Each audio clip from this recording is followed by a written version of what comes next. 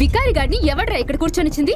ఇప్పుడు ఈయన గారు తిరగపోతే కొంపలు ఏమైనా మునిగిపోతాయా? Throw this beggar out of here. ఏ మీరా, నోరు మూసుకో. ఏంటి నీ ప్రాబ్లం? ఇప్పుడు ఏమైంది? తినేవాడిని లెమ్మంటున్నా? మనిషివేనా నువ్వు అసలు? జరిగేదంతా చూస్తున్న మీరా భర్త అర్జున్ దేనికి పనికిరాని ఈ బికారిని చేసుకుంది కాక ఇక్కడికొచ్చి సీన్ క్రియేట్ చేస్తున్నావా? ఈ ఫంక్షన్కి హైదరాబాద్ నుండి మినిస్టర్ గారు వస్తున్నారు. ఇప్పుడు ఆయన వచ్చి ఇలాంటి బికారి గారిని చూస్తే నా గురించి ఏమనుకుంటారో? అదే కదా, ఏదో డాడీ చెప్పారు కదా అని మీ ఇద్దరిని తప్పనిసరి పిలిచాను. అందుకని ఇక్కడికి వచ్చి మీ చీప్ బుద్ధి చూపిస్తున్నారా? వీళ్ళందరూ తిన్నాక మిగిలింది ఏమైనా ఉంటే పార్సల్ చేసిస్తాను. బయటకి ఎక్కడికైనా వెళ్ళి తినండి. ఆకాష్, ఇంత అవమానం జరిగాక మనం ఇక్కడ ఉండాల్సిన అవసరం లేదు. వెళ్దాం పద ప్లీజ్. అందరి ముందు తక్కువ చేసి మాట్లాడటంతో తట్టుకోలేని ఐశ్వర్య కోపంగా అక్కడి నుండి వెళ్లిపోయింది. ఆకాష్ కూడా ఏం మాట్లాడలేక తన వెంటే బయలుదేరాడు. ఎవరయ్యా అతను? వాడొక అనాథ కుర్రాడు సార్, పేరు ఆకాష్. ఈ ఫంక్షన్ లో పెళ్లి కూతురు మీరా ఉంది కదా, తన అక్క ఐశ్వర్యని పెళ్లి చేసుకున్నాడు. ఏమంటున్నావయ్యా? 500 కోట్ల ఆస్తికి వారసురాలైన ఐశ్వర్య ఎందుకయ్యా ఈ దిక్కులేని అనాథని పెళ్లి చేసుకుంది? ఆ రహస్యం మాత్రం ఎవరికీ తెలియదు. సరిగ్గా అప్పుడే సైరన్లు మోగుతున్న 4 VIP కార్లు రయ్యమంటూ అక్కడికి వచ్చి ఆగాయి. బ్లాక్ క్యాట్స్, ఆర్మీ సెక్యూరిటీ మధ్య మినిస్టర్ గారు కారు దిగారు. అర్జున్, మినిస్టర్ ఇస్ హియర్ అంటూ వెంటనే మినిస్టర్ గారికి వెల్కమ్ చెప్తుండగా మినిస్టర్ గారు ఉన్నట్టుండి దూరంగా నిలబడి ఉన్న ఎవరినో చూస్తూ ఒక్కసారిగా నిశ్చేష్టుడైపోయాడు. విచిత్రంగా దూరంగా ఉన్న ఆకాష్ వైపు చూస్తూ ఆకాష్ అని ఆకాష్ దగ్గరికి వెళ్లి అతని చెయ్యి పట్టుకుని అందరి ముందుకు తీసుకొచ్చి, ఆకాష్ సార్, మీరా? మీరేంటి ఇక్కడ? మీ అపాయింట్మెంట్ కోసం ఎన్ని రోజులుగా ఎదురు చూస్తున్నానో తెలుసా? సార్ రండి సార్, డిన్నర్ చేద్దాం. అసలు ఎవరి ఈ ఆకాష్? బ్యాంక్ అకౌంట్ లో మినిమం బ్యాలెన్స్ కూడా లేని ఆకాష్ కి మినిస్టర్ ఎందుకు అంత గౌరవం ఇస్తున్నారు? ఆకాష్ అసలు విజయవాడకి ఎందుకు వచ్చాడు? ఆకాష్ ఐశ్వర్యని పెళ్లి చేసుకోవడానికి గల కారణం ఏంటి? పెళ్లి జరిగాక కూడా ఆకాష్ ఐశ్వర్య విడిగా ఎందుకుంటున్నారు?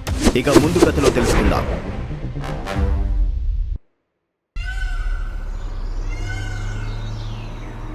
మూడేళ్ల క్రితం విజయవాడ బస్టాండ్లో దిగిన ఆకాష్ జేబులో కేవలం 200 రూపాయలు మాత్రమే ఉన్నాయి.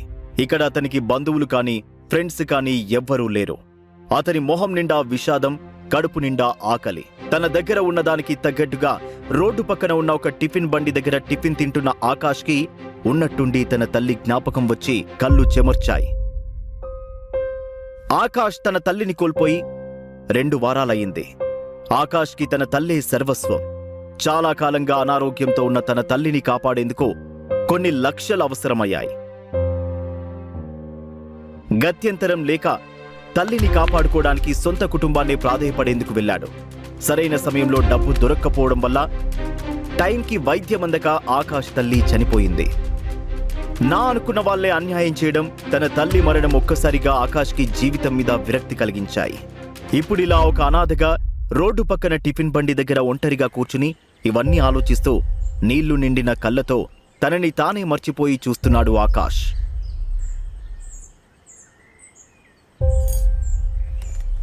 ఏయ్, ఎవరది? ఏమో తెలీదన్నా. తమ్ముడు, ఎవరు నువ్వు? వచ్చి చాలాసేపు అయింది. ఇంకేమైనా తింటావా? ఏదైనా ప్రాబ్లమా? సారీ, నేను ఏదో ఆలోచనలో ఉండి అని అంటూ చెయ్యి కడుక్కోవడానికి వెళ్ళాడు ఆకాష్. అతను అలసిపోయిన ముఖం, మాసిపోయిన షర్ట్ చూసి ఆ షాపు నోర చలించిపోయాడు. తమ్ముడు, విజయవాడలో ఎక్కడికి వెళ్ళాలి? స్నేహితులు, బంధువులు ఎవరైనా ఇక్కడ ఉన్నారా? అలా ఎవరు లేరు. మరి ఇక్కడికి ఎందుకు వచ్చావు తమ్ముడు? అది ఏదో ఆలోచిస్తూ బస్సు ఎక్కేశాను. అది ఏ ఊరు వెళ్తుందో చూసుకోలేదు. నాకు సొంత వాళ్ళంటూ ఎవరైనా ఉన్నారంటే అది అమ్మ ఒక్కతే. తను కూడా కొన్ని రోజుల క్రితమే చనిపోయింది. ఎక్కడికి వెళ్ళాలో తెలియలేదు. అందుకే ఇక్కడైతేనా పని దొరుకుతుందేమో అని వచ్చాను. ఏమంటున్నావు తమ్ముడు? ఎవ్వరూ లేరు ఇక్కడ. ఎక్కడికి వెళ్ళాలో తెలీదు. నిన్ను చూస్తేనే చాలా బాధగా ఉంది. నువ్వు ఇక్కడే ఉండు, భోజనం రెడీ చేస్తున్నాం, తినేసి వెళ్ళు. ఇదిగన్నా. అరే వద్దు, నీ దగ్గరే ఉండని తమ్ముడు. మీకెందుకన్నా ఇబ్బంది? తమ్ముడు, తినేసి వెళ్ళాలి. దానికి కూడా డబ్బు అవసరం లేదు. కూర్చో తమ్ముడు.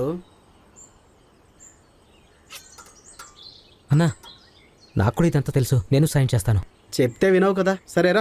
ఆకాష్ అప్పుడే రోడ్డు మీద ఒక costly BMW car break down అయి ఉండడం గమనించాడు.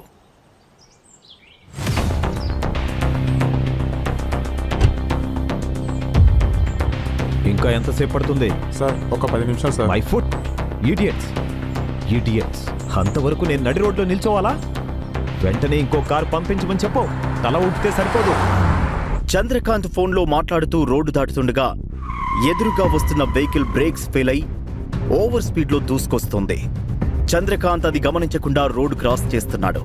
ఇదంతా గమనిస్తున్న ఆకాష్ ఒక్కసారిగా పరిగెత్తుకుంటూ వచ్చి చంద్రకాంత్ను అక్కడి నుండి పక్కకు లాగేయడంతో స్పీడ్గా వస్తున్న వెహికల్ నుండి వెంట్రుక వాసిన చంద్రకాంత్ ప్రాణాలతో తప్పించుకున్నాడు.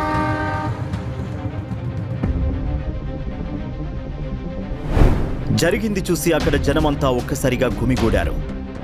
ఆకాష్ ఏం జరగనట్టు మౌనంగా నడుచుకుంటూ వచ్చి టిఫిన్ సెంటర్ దగ్గర కూర్చున్నాడు. షాక్ నుంచి తేరుకుని ఆకాష్ వైపు చూస్తున్నాడు చంద్రకాంత్. చిన్న సాయం చేసినా ప్రతిఫలం ఆశిస్తున్న మనుషులున్న ఈ రోజుల్లో ఇంత పెద్ద సాయం చేసి ఏమీ ఆశించకుండా మౌనంగా వెళ్లిపోయిన ఆకాష్ను చూసి ఆశ్చర్యపోయాడు. ఆకాష్ పక్కనే కూర్చున్న చంద్రకాంత్ తననే చూస్తూ ఎంతో మర్యాదగా, ధైర్యం చేసి ప్రాణాన్ని కాపాడినందుకు చాలా థ్యాంక్స్. సార్ పర్లేదు సార్, థ్యాంక్స్ ఏం అక్కర్లేదు సార్. అలా కాదు బాబు, నాకేం సంబంధం లేదని వీళ్ళందరిలాగా నువ్వు వేడుక చూస్తూ ఊరుకోలేదు. కానీ నువ్వు అలా చేయలేదు. ధైర్యంగా నీ ప్రాణాలు తెగించి నన్ను కాపాడావు. నువ్వు చాలా గొప్పవాడివి బాబు. ఇది మామూలు విషయం కాదు, చాలా పెద్ద విషయం. ఎవరు నువ్వు ఇక్కడే విజయవాడలో ఉంటావా? నేను అయ్యా, అతను వేరే ఊరి నుంచి వచ్చాడు. సొంత వాళ్ళంటూ ఎవరూ లేరు. ఉండటానికి ఇల్లు కూడా లేదు. పని దొరుకుతుందేమో అని మన ఊరు వచ్చాడు. ఉదయం నుంచి మా షాప్లోనే కూర్చున్నాడు. చూడటానికి పాపం అనిపించి మధ్యాహ్నం మాతో భోజనం చేసి వెళ్ళమన్నాను. ఇంతలో మీరు వచ్చారు. బాబు, చెప్తున్నానని ఏమనుకోకు. నువ్విక్కడ ఏం చేయాలనుకున్నావు నాకు చెప్పు. నిమిషాల్లో నేను ఏర్పాటు చేయగలను. లేదు సార్, పర్వాలేదు. నిన్ను ఇప్పుడే మొదటిసారి చూస్తున్నాను. కానీ ఎందుకో తెలీదు, మనసుకి మాత్రం బాగా దగ్గర సంబంధం ఉన్నట్టుగా అనిపిస్తుంది. నువ్వు నా ప్రాణాన్ని కాపాడావు కాబట్టి నేను ఈ మాట అనడం లేదు. నా మనస్ఫూర్తిగా నిజమే చెప్తున్నాను. సార్ సార్ నేనెవరో మీకు తెలీదు, మీరెవరో నాకు తెలీదు. ఏదో మిమ్మల్ని కాపాడానని మీరు ఇలా సెంటిమెంటల్గా మాట్లాడుతున్నారు. నా బ్రతికేంటో ఏం చేయాలో అర్థం కాక గందరగోళంగా ఉంది. సార్ నా పరిస్థితి ఏమీ బాలేదు సార్. నేను వెళ్ళాలి సార్, నన్ను వదిలేయండి. బాబు, తమ్ముడు, సార్ ఈ ఊళ్ళో చాలా పెద్ద మనిషి. ఆయన ఇచ్చిన మాట ఎప్పుడూ తప్పరు. ఆయన ఇంత మంచి అవకాశం ఇచ్చారు. ఆలోచించుకో. నువ్వు విజయవాడ రావడం, ఎక్కడెక్కడో తిరిగి ఎక్కడా దొరికినట్టు నువ్వు ఇక్కడ తినాలనుకోవడం, నీ కళ్ళ ముందే ఇదంతా జరగడం, అన్నింటికీ ఒక కారణం ఉంటుంది తమ్ముడు. అనవసరంగా ఆలోచించకుండా ఆయనతో వెళ్ళు. చంద్రకాంత్తో వెళ్లడం కరెక్టే అని ఆకాష్ కన్విన్స్ అయి తనతో పాటు బయలుదేరాడు. అక్కడి నుంచి బయలుదేరిన ఆకాష్ని చంద్రకాంత్ తన బంగ్లాకి తీసుకెళ్లాడు. ఆకాష్ మాటల్లో తను ఒక MBA గ్రాడ్యుయేట్ అని తెలిసింది. తన గురించి చెప్తున్న ఆకాష్ చేతి మీద ఉన్న మచ్చను గమనించాడు చంద్రకాంత్. సరిగ్గా కొన్ని రోజుల ముందు అలాంటి మచ్చ ఎవరి చేతి మీదో చూసిన చంద్రకాంత్ అది ఎవరో ఏంటో అని గుర్తు చేసుకోవడానికి ప్రయత్నించాడు. కానీ ఎంత ట్రై చేసినా అది ఎవరో గుర్తుకు రాలేదు. ఆకాష్ని తీసుకుని ఇంటికి చేరుకున్న చంద్రకాంత్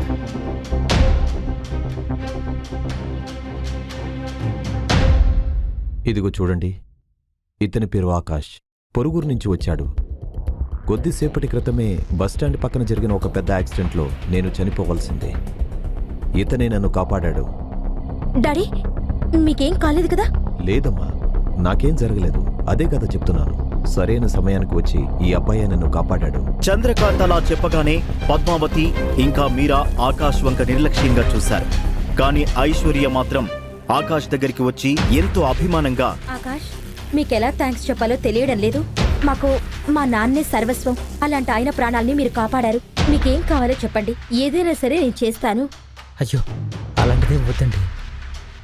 యాండి, ఆ అబ్బాయి మిమ్మల్ని యాక్సిడెంట్ నుండి కాపాడితే అతనికి మీరు కూడా ఏదైనా హెల్ప్ చేసి పంపించాల్సింది. ఇలా మన ఇంటికి ఎందుకంటే తీసుకొచ్చారు? అవును డాడీ, ఇలా బిచ్చగాళ్ళందరినీ మన ఇంటికి తీసుకొస్తారేంటి? I can't trust this kind of people. వాళ్ళ మాటలు విని ఆకాష్ సిగ్గుతో తలదించుకుని నిలబడ్డాడు. చంద్రకాంత్ కోపంతో, షటప్ మీరా, మాటలు జాగ్రత్త. అంతేలే, మీ అమ్మ బుద్ధిలేగా నీకు వచ్చాయి. హ్మ్. మీ అమ్మలాగా మీలాంటి రాక్షసులుంటే కుటుంబం ఇలానే ఉంటుంది. ఈ జనంలో అది మారదు, నువ్వు మారవు. సరే, ఏదేమైనా సరే, నువ్వే కాదు, ఈ అబ్బాయి గురించి గౌరవం లేకుండా ఎవ్వరు ఒక్క మాట మాట్లాడకూడదు. మాట్లాడితే పళ్ళు రాలగొడతాను. జరిగేదంతా చూస్తున్న ఆకాష్ చంద్రకాంత్తో, సార్ వదిలేండి సార్. నా మూలంగా మీకెందుకు సార్ సమస్యలు? ఎవరో కూడా తెలియని నాలాంటి వాడి కోసం మీ ఇంట్లో వాళ్ళతో ఎందుకు గొడవ పడతారు? ముక్కు మొహం తెలియని వాళ్ళని ఇంట్లో ఉంచుతానంటే ఎవరు మాత్రం ఒప్పుకుంటారు సార్? నేను వెళ్తాను సార్, పర్లేదు. వెళ్ళిపోబోతున్న ఆకాష్కి చంద్రకాంత్తో పాటు ఐశ్వర్య కూడా అడ్డుపడి వాళ్ళకు బదులు మీకు నేను సారీ చెప్తున్నాను. మీరెక్కడికి వెళ్ళనక్కర్లేదు. మీరు మా డాడీ ప్రాణాల్ని కాపాడారు. దానికి ప్రతిఫలంగా మీరిక్కడే ఉండాలి ఆకాష్. అవును బాబు, ఇక్కడ జరిగిన దానికి నేను నిన్ను క్షమించమని అడుగుతున్నాను. ఏంటి సార్ మీరు మరీను?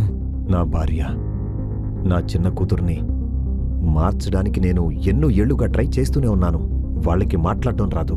ఇప్పుడు నువ్విక్కడి నుండి తిరిగి వెళ్ళిపోతే నీలాంటి మంచి అబ్బాయిని పిలిచి అవమానించి పంపించినందుకు ఈ జీవితంలో నన్ను నేను క్షమించుకోలేను. ఐశ్వర్య చంద్రకాంత్ బలవంతం మీద తప్పనిసరి ఆకాష్ అక్కడే ఉండడానికి అంగీకరించాడు. చూడండి, మీరిద్దరు గనుక ఆకాష్తో ఇంకోసారి మర్యాద లేకుండా మాట్లాడితే నేనేం చేస్తానో నాకే తెలీదు. ఆకాష్, ఈ రోజు నుండి నువ్వే నాకు పర్సనల్ సెక్రటరీ. సార్ ఏమంటున్నారు? Now it's a done deal. All right Aishwarya, ఇతను ఇక్కడ ఉండడానికి అన్ని ఏర్పాట్లు చేయి. ఈ ప్రశ్నలకు సమాధానాలు తెలుసుకోవాలంటే నెక్స్ట్ ఎపిసోడ్ వినాల్సిందే. క్రింద ఇచ్చిన లింక్ ని క్లిక్ చేసి పాకెట్ ఎఫ్ఎం యాప్ ని ఇన్స్టాల్ చేసుకోండి. Stay tune to pocket FM.